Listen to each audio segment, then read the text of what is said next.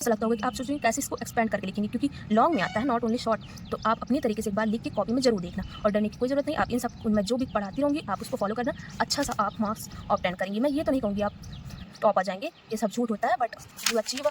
आज हम क्लास 10 के डबल सर्कुलेशन टॉपिक पे बात करेंगे, जो कि हमारे लाइव प्रोसेस चैप्टर से है। इसमें मोस्ट इंपॉर्टेंट टॉपिक है, जो कि एग्जाम पर्पज से बहुत ही इंपॉर्टेंट है। तो आपको मैं 3 टॉपिक पढ़ाऊंगी, जिसमें से पहला टॉपिक डबल सर्कुलेशन सिस्टम का ये है। तो इसको जानने से पहले हम बेसिक थोड़ा हार्ट के बारे में पहले जान लेते हैं। हार्ट के बारे में जानेंगे तभी हमको ये डबल सर्कुलेशन सिस्टम समझ आएगा।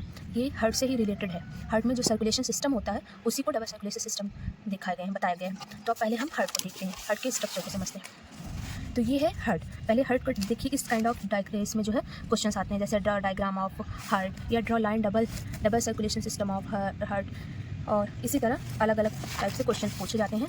तो जिसमें हार्ट का डायग्राम या डबल सर्कुलेशन के बारे में पूछे वो आपको यही बताना है। तो जैसे हार्ट डायग्राम पहले आप जानेंगे तब इसको अच्छे से जान पाएंगे। ये है सुपीरियर वेना कावा, जहाँ से बॉडी में जो डीऑक्सीजनेटेड ब्लड होता है, मतलब जो गंदा ब्लड होता है, इम्प्योर, जिसमें ऑक्सीजन की कमी हो जाती है, वो एंटर करता है यहाँ से सुपीरियर वेना कावा से आता है राइट आर्ट्रियम में। राइट आर्ट्रियम में फिर वो जाता है ट्राइकस्पिड वाल्व, जो कि ये मसल्स की वाल्व होती है, इसके थ्रू वो राइट वेंट्रिकल में जाता है। आर्ट्रियम से वेंट्रिकल में आता है ट्राइकस्पिड वाल्व के थ्रू।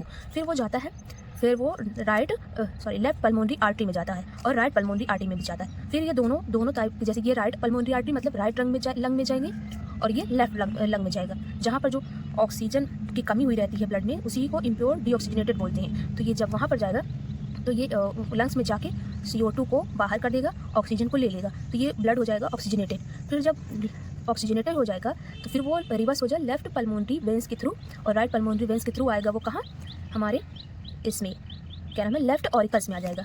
लेफ्ट ऑरिकल्स में आएगा, उसके बाद लेफ्ट ऑरिकल कॉन्ट्रैक्ट करेगा, मतलब सिकुड़ेगा, तो वो आ जाएगा लेफ्ट वेंट्रिकल में। फिर लेफ्ट वेंट्रिकल में आएगा तो ये देखिए इन दोनों के बीच में यहाँ पर एक एरोटिक वॉल्व दिखाया गया। वॉल्व वो होता है जिसके थ्रू एक जगह से दूसरी जगह में बाईपास, समझिए आप। तो यहाँ से एरोटिक वॉल्व के थ्रू वो जो है ये इस साइड देखिए ऐसे बना है, ये है एरोटा। एरोटा से पूरी बॉडी में ऑक्सीजनेटेड ब्लड की सप्लाई हो जाएगी। तो इसी को मेनली हम डबल सर्कुलेशन सिस्टम कहते हैं। आया डीऑक्सीजनेटेड ब्लड और वापस ऑक्सीजनेटेड होकर बाहर पूरी बॉडी में चला गया। जैसे इसमें टोटल 72 बीट्स होती है, मतलब ये 72 बार धड़कता है। ये नॉर्मल वैल्यू है। तो इसी वजह से ये एक और डायग्राम दिखाया गया है, समझिए। राइट आर्ट्रियम से राइट वेंट्रिकल, फिर डीऑक्सीजनेटेड ब्लड जो है वो लंग में जाएगा, ऑक्सीजनेटेड होकर फिर लेफ्ट ऑरिकल, फिर लेफ्ट वेंट्रिकल में आएगा, फिर वो ऑक्सीजनेटेड हो गया रहेगा, फिर पूरी बॉडी पार्ट में चला जाएगा, लंग को छोड़ के। लंग से तो फिल्टर होकर आया है ना, इसलिए लंग में नहीं जाएगा, हो गया पूरी बॉडी। फिर वही साइकिल फिर से होती है। तो जो डीऑक्सीजनेटेड से लेके ऑक्सीजनेटेड तक का सफ़र है, ये पूरा एक साइकिल को वो कहते हैं